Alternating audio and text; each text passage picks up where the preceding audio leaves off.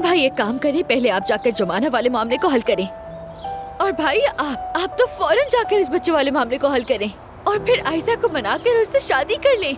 आखिर ये तमाशा कब तक चलता रहेगा? अब तो फैसला कर ले, मैं थक गई हूँ। अरे अरे जोया गुस्सा देखो उसका।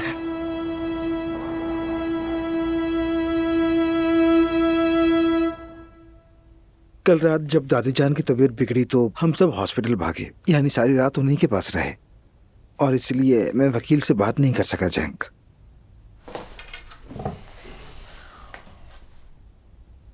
कल रात से बतूल की कस्टडी की केस के लिए कंपनी के वकील नाइल साहब तक पहुंचने की कोशिश कर रहा हूं।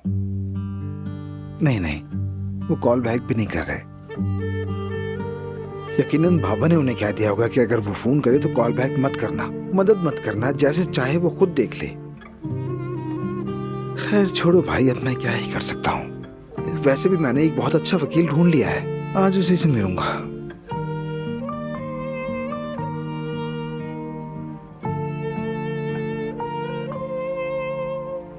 किसी न किसी तरह उसे कायल करना ही होगा।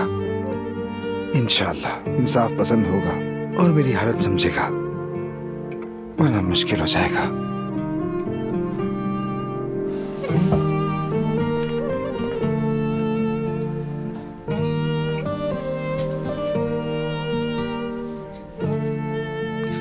वैसे भी एक यही मौका है हमारे पास, इसलिए मैं आज उससे मिलने उसके पास जा रहा हूं। तुम्हारी गाड़ी ले जाऊं क्या?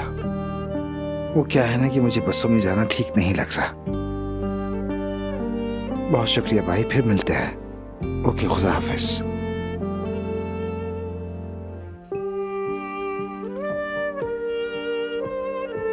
मैं तुम दोनों को कभी जुदा नहीं होने दूंगा जुमाना, फिक्र मत करो प्रिंसेस।